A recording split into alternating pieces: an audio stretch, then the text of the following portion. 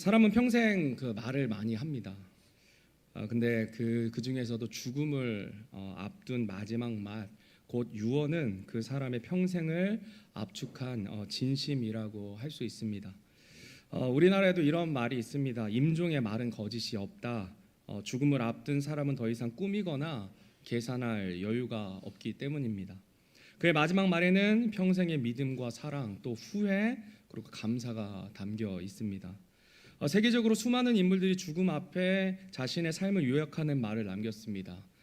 레오나르도 다빈치는 내 작품이 마땅히 완전하지 못했으므로 하나님과 인류를 욕되게 했다라고 이렇게 고백하며 이제 죽음을 맞이했고, 그리고 그 엔드 오브 스피어라는 그 영화에도 유명한 그 짐 엘리엇 선교사님은 오직 그리스도를 위해 행한 것만이 영원히 남는다라고 이제 고백을 했습니다. 이처럼 사람의 유언은 단순한 말이 아니라 그 사람의 삶의 결론이고, 때로는 남은 자들의 인생의 방향을 바꾸는 엄청난 한마디가 될 수 있습니다. 그렇다면 우리의 구원자 되신 예수 그리스도께서 십자가 위에서 남기신 그 말씀은 어떠했을까요? 예수님의 마지막 말씀, 곧 가상 7어는 죄인을 향한 하나님의 용서와 사랑, 구원의 완성을 선언하고 있습니다. 가상 7안이라는 말은 십자가 위에서 하신 7 말씀이라는 뜻입니다. 가상은 십자가 위에서 달리심, 그리고 7어는 7가지 말씀입니다. 예수님의 이 7 말씀에는 용서와 화해, 은혜로 주어지는, 값없이 주어지는 구원, 사랑의 돌봄, 대속의 고난, 성경 말씀의 성취, 그리고 승리의 완성, 그리고 하나님께 자신을 맡기는 신뢰가 담겨져 있습니다. 오늘부터 오후 예배 시간에 그 말씀들을 함께 묵상하면서 예수님의 십자가 위에서 우리에게 남기신 7가지 유언 속에 담긴 하나님의 사랑과 구원의 은혜를 나누는 시간 갖도록 하겠습니다. 오늘은 그 첫 번째 말씀, 아버지여 저들을 용서하여 주옵소서, 저들은 자기들이 하는 일을 알지 못하나이다 라는 이 말씀을 통해 예수님의 십자가 위에서 드러난 그 용서의 기도, 그리고 죄인이 돌이켜 살기를 원하시는 그 긍휼의 마음을 함께 살펴보겠습니다. 오늘 본문 말씀 그 34절 말씀을 다시 한번 35절까지 다시 한번 읽겠습니다. 시작.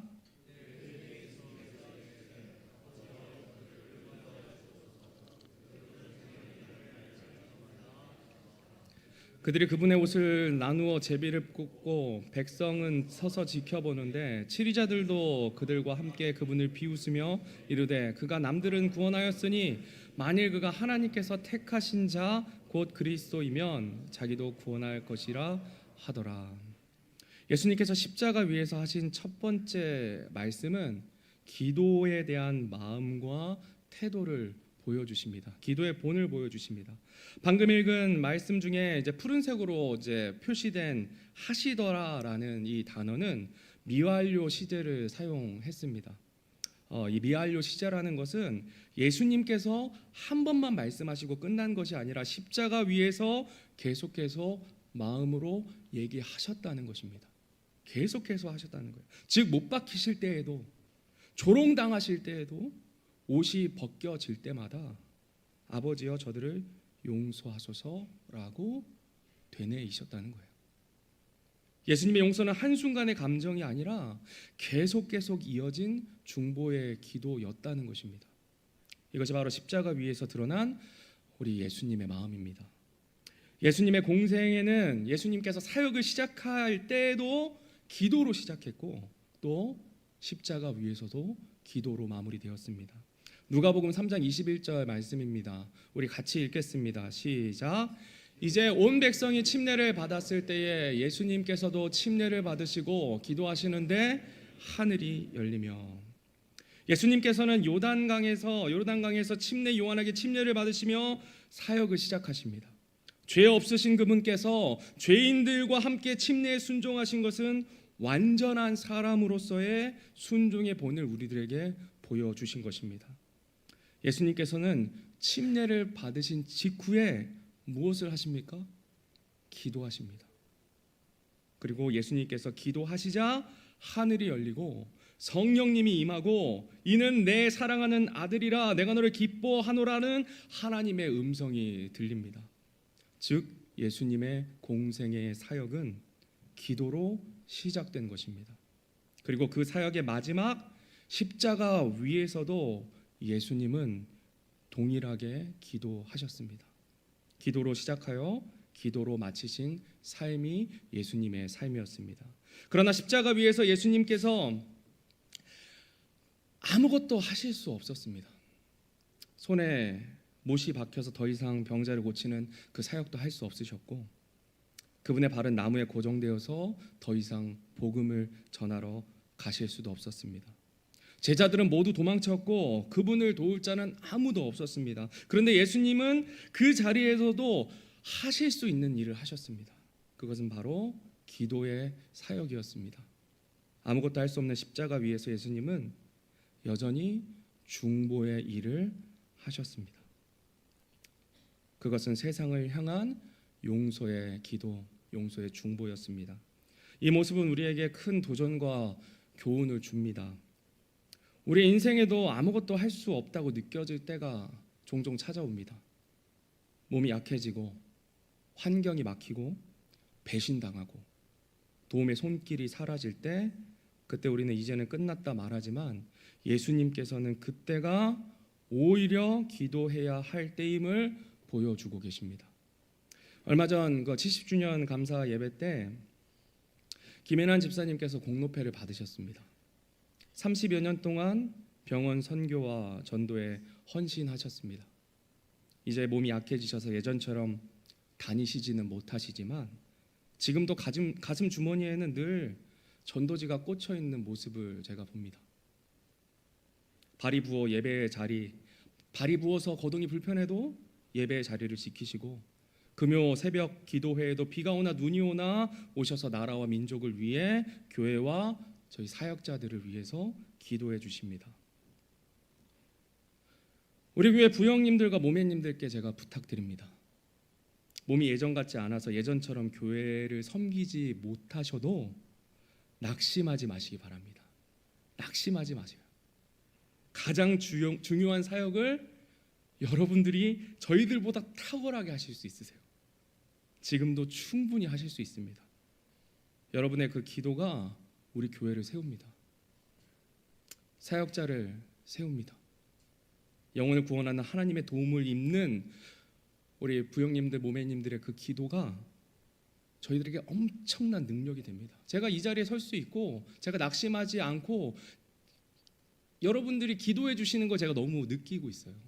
너무나 감사합니다. 이 낙심하지 마시고 그 있는 자리에서 집에서건 어디서건 기도해 주시기 바랍니다. 우리 모두의 삶에서 저희들도 건강한 사람들도 마찬가지예요. 우리 모두의 삶에서 가장 중요한 일이 무엇입니까? 하나님께 아뢰는 것, 기도입니다. 기도는 단순히 문제 해결의 수단이 아니라 잃어버린 영혼을 향한 하나님의 마음에 동참하는 일임을 우리는 예수님의 그 기도의 본을 통해서, 그리고 계속해서 기도해야 되는 것을 통해서 우리는 본받아야 할 것입니다. 히브리서 7장 25절 말씀입니다. 우리 같이 읽겠습니다. 시작.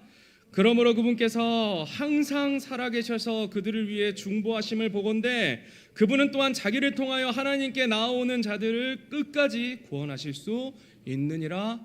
아멘. 예수님의 기도는 십자가에서 끝나지 않았습니다. 예수님은 죽음을 이기시고 부활하심으로 항상 지금도 살아계셔서 우리를 위해, 그리고 하나님과 단절된 죄인들을 위해 지금도 여전히 중보하십니다.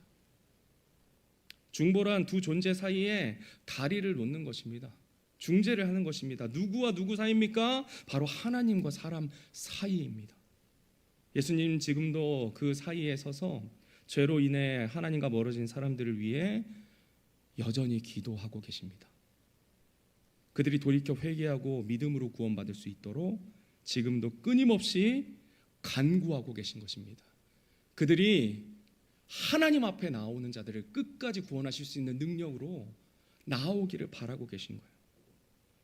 이것이 바로 우리에게 주신 기도의 본이자 기도의 내용입니다. 기도는 단지 하나님께 아뢰는 것, 우리의 문제를 해결하기 위한 도구가 아니라 잃어버린 영혼을 향한 하나님 아버지의 그 마음에 동참하는 일입니다. 그래서 우리도 예수님처럼 중보자의 마음으로 잃어버린 영혼을 위해서 기도해야 됩니다. 지난 주간 저희 교회는 VIP 초청 주일을 가졌습니다. 그날 7명의 새로운 영혼이 교회를 방문했습니다. 좀 아쉬운 부분도 있어요. 저도 기도를 하고 이렇게 연락을 드렸는데 다 이제 안 오셨는데요. 한 영혼이 주님께 돌아오는 일은 기적 같은 일입니다. 여러분들 기도 많이 하시면서 초청하셨는데 안 오신 분들 많잖아요. 그 중에 이제 한 형제님은 자신이 직장 동료를 전도하기 위해서 15년 동안 기도하셨다고 합니다. 15년 동안. 그리고 그 오랜 세월 동안 기도할 뿐만이 아니라 복음을 전하기 위해 교회 한번 나오게 하기 위해서 굉장히 많이 맛있는 걸 사주셨대요. 그리고 이번에 마침내 그 기도에 응답되어서 교회에 처음 지난주에 나오게 되었다고 합니다. 이 일은 우리에게 분명히 말해줍니다. 영혼을 향한 기도는 결코 헛되지 않는다. 하나님은 때로 오래 기다리게 하시지만 그 기도는 반드시 열매를 맺는 때가 있다는 것입니다. 저 역시 오랫동안 구원을 위해 기도하는 그 사람들이 있습니다. 저희 가족과 친척 그리고 친구들 중에는 복음을 전해도 마음이 쉽게 열리지 않는 이들이 있습니다. 계속 기도하고 있습니다. 저희 부모님 하나님 감사하게도 또 구원해 주셨는데 한 15년 걸렸던 것 같아요. 15년. 제가 할 수 있는 일 그리고 또 반드시 해야 하는 일은 그 영혼들을 위해서 계속 기도의 끈을 놓지 않고 기도하는 것입니다. 하나님께서 그들의 마음을 여시고 언젠가 회개하고 믿음으로 구원받을 수 있도록 우리는 끊이지 않고 계속해서 기도해야 한다는 것입니다. 예수님의 기도는 고통 중에도 멈추지 않으셨습니다. 그분은 자신을 조롱하는 자들을 위해 자신을 못 박은 자들을 위해 아버지여 저들을 용서하소서 하며 기도하셨습니다. 그들이 돌이켜 살기를 바라시면서 끝까지 중보하신 예수님의 기도는 오늘 우리에게 본이 되는 기도입니다. 우리 사랑하는 성도 여러분, 우리도 예수님의 그 기도를 본받아 아직 구원받지 못한 영혼들을 위해 끊임없이 기도하는 기도의 사람이 다 됩시다. 아멘. 그리고 그 기도가 결국 하나님의 때에 응답되어서 한 영혼이 구원받는 역사를 우리가 눈으로 보게 될 것입니다.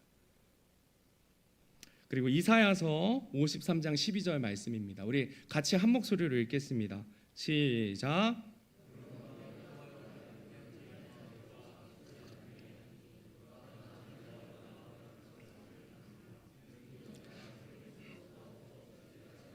범법자들과 함께 계수되었기 때문이니라. 그는 많은 사람들의 죄를 담당하였으며 범법자들을 위해 중보하였느니라. 아멘. 우리 이사야 대언자는 이렇게 예언합니다. 그는 많은 사람들의 죄를 담당하였으며 범법자들을 위해 중보하였느니라.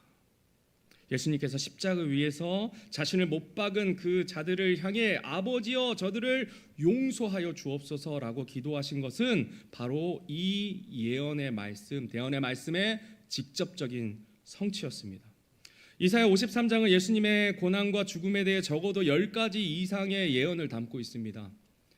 사람들에게 멸시와 버림을 받을 것이고 슬픔을 당하고 고통을 아는 자가 되실 것이고 상처와 징계를 받을 것이며 도살장으로 끌려가는 어린 양처럼 침묵하실 것이고 슬라이드 하나 넘겨주시기 바랍니다.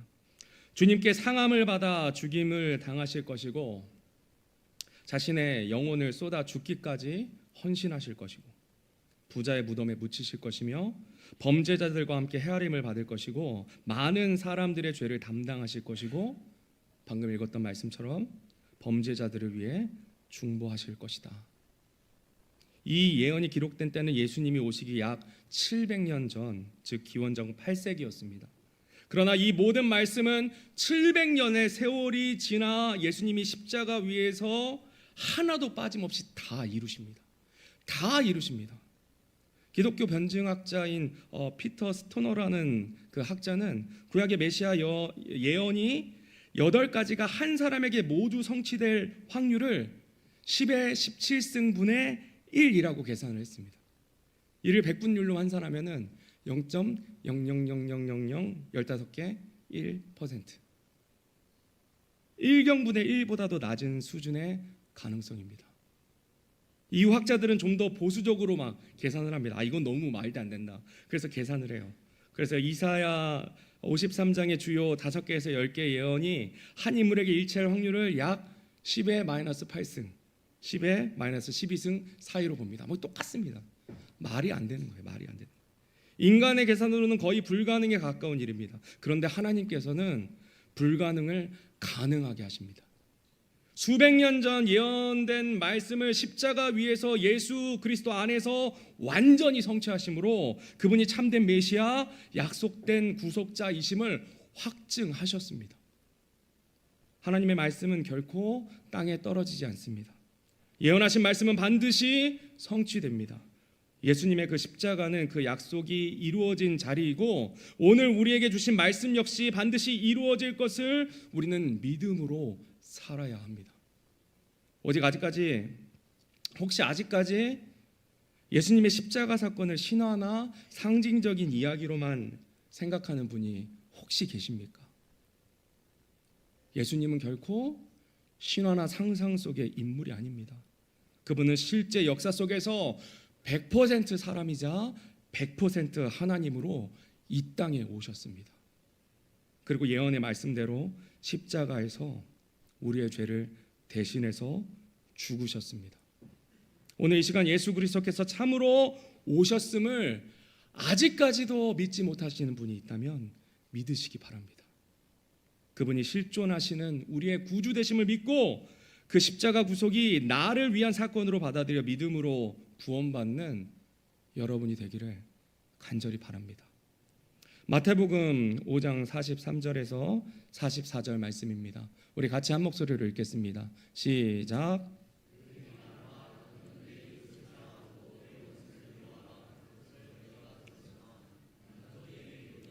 너희 원수들을 사랑하며 너희를 저주하는 자들을 축복하고 너희를 미워하는 자들에게 선을 행하며 악의를 품고 너희를 다루며 너희를 핍박하는 자들을 위해 기도하라.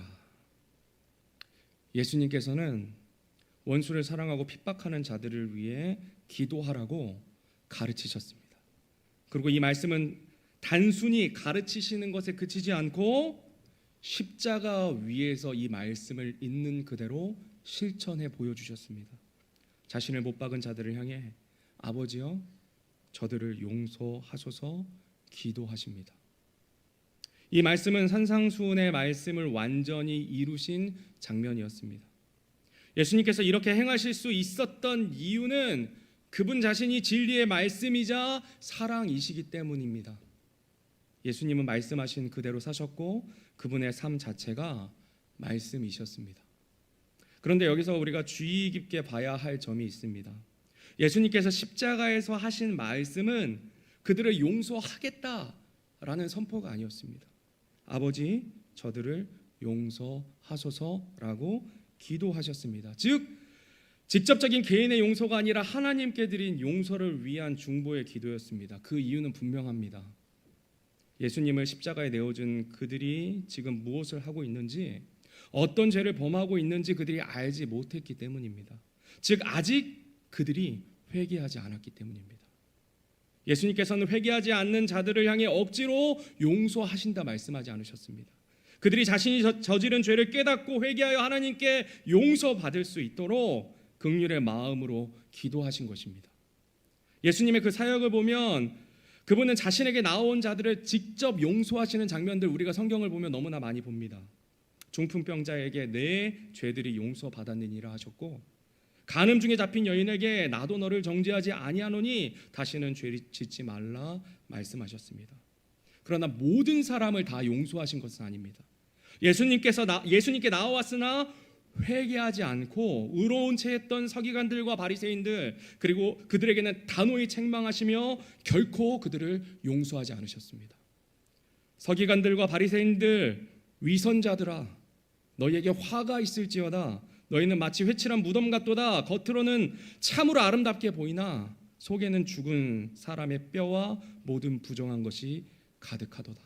오늘 오전 예배 말씀 들었던 불신자의 그 마음 상태에 있었던 것들, 그들의 마음 상태였습니다. 이처럼 참된 용서에는 무엇이 전제되어야 하는 것입니까? 회개가 전제되어야 합니다. 회개 없는 용서는 진정한 변화도 화해도 이루지 못합니다. 그렇기에 예수님께서는 아버지 저들을 용서하소서라고 기도하시며 그들이 죄를 깨닫고 돌이킬 수 있도록 하나님께 은혜를 구하고 계신 것입니다. 누가복음 17장 3절 말씀입니다.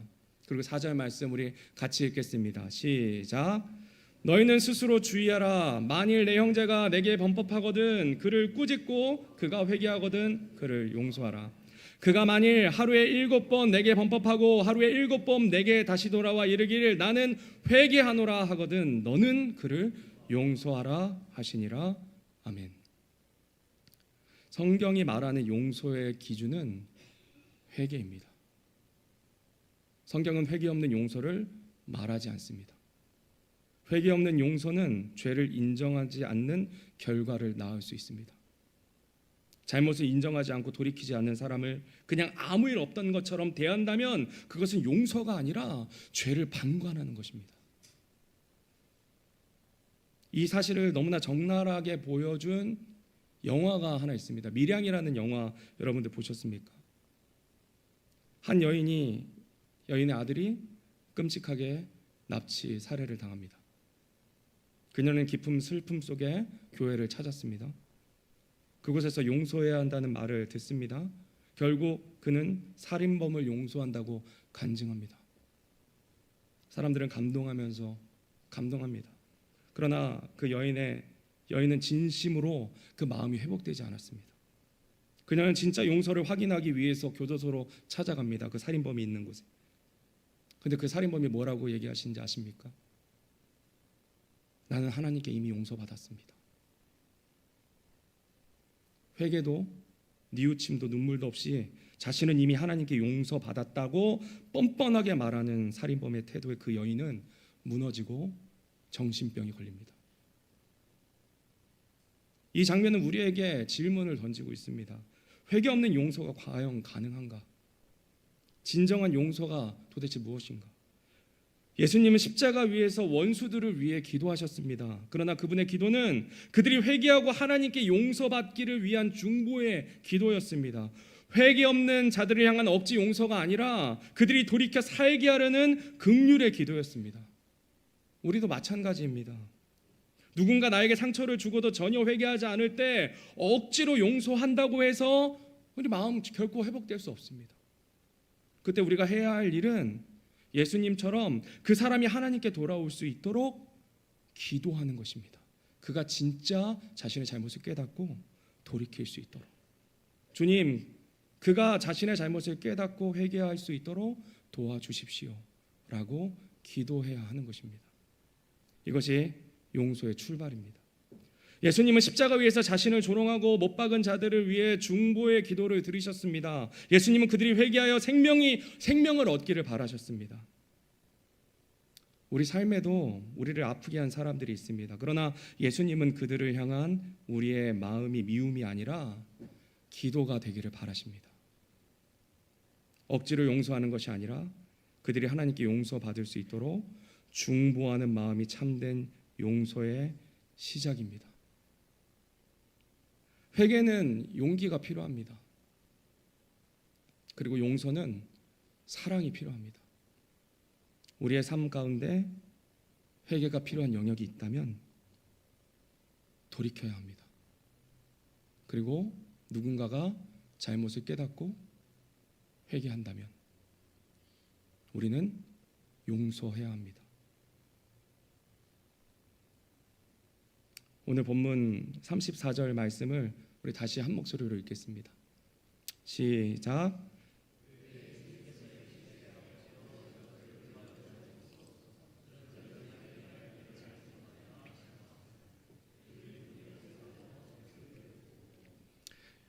예수님께서 십자가 위에서 하신 첫 번째 말씀은 그분이 왜 십자가에 달리셨는지를 분명하게 보여주고 있습니다. 그 이유는 바로 죄인을 용서하시기 위함입니다. 예수님은 죄 없으신 분이셨지만 우리의 죄를 대신해서 십자가에서 형벌받으십니다. 그분의 고통은 단순한 희생이 아니라 하나님의 용서를 우리에게 열어주신 그 사랑의 행동이었습니다. 로마서 5장 8절 말씀에 우리가 아직 죄인이었을 때에 그리스도께서 우리를 위해 죽으심으로 하나님께서 우리를 향한 자신의 사랑을 당당히 제시하시느니라. 아멘. 우리가 아직 죄 가운데 있을 때, 회개하지도 주님을 알지도 못할 때 예수님께서는 먼저 우리를 위해 죽어주셨습니다. 예수님께서 달리신 그 십자가는 하나님의 사랑이 실제로 증명된 자리입니다. 예수님은 우리를 용서하시기 위해 십자가에 달리셨고 죄인의 용서를 위해 지금도 중보하고 계신다는 사실입니다. 그분은 지금도 살아계셔서 하나님과 사람 사이에 서서 잃어버린 영혼들을 위해 간구하고 계십니다. 그 때문에 우리가 구원받았고 오늘도 그 은혜로 여전히 살아가고 있습니다. 사랑하는 성도 여러분, 예수님께서 십자가 위에서 하신 첫 기도, 아버지여 저들을 용서하소서, 이 시대 사람들을, 그 시대 사람들을 위한 기도가 아니라 바로 나를 위한 기도였다는 것을 우리는 꼭 지금도 기억해야 합니다. 혹시 아직 그 십자가의 용서를 믿지 못하시는 분이 이 자리에 계십니까? 나를 용서하시기 위해 십자가 달리셨다는 그 사실을 믿지 못하는 분이 여전히 계십니까?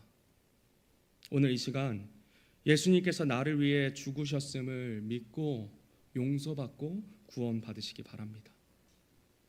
그분은 실제로 이 땅에 오셨고 예언의 말씀대로 십자가에서 우리의 죄를 대신해서 죽으셨습니다. 그리고 부활하셨습니다.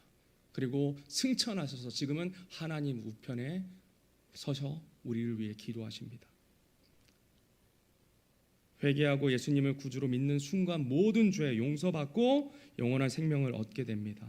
오늘 그 사랑 앞에 마음을 열고 주님 저를 용서하여 주옵소서라고 고백하는 분이 계시기를 간절히 바랍니다. 다 같이 이렇게 믿음의 고백해 보겠습니다. 같이 믿음의 고백하겠습니다. 시작. 예수님은 나의 죄를 용서하시기 위해 십자가에 달리셨습니다. 아멘. 오늘 하루도 주님 오시는 그날까지 이 진리의 말씀, 이 용서의 말씀 붙들고 그분의 용서와 사랑을 우리 삶 가운데 전하며 살아가는 저와 여러분이 되기를 간절히 바랍니다. 우리 다 같이 일어나셔서 오늘 말씀 생각하시면서 찬송가 138장 만왕의 왕 내 주께서 찬송하겠습니다.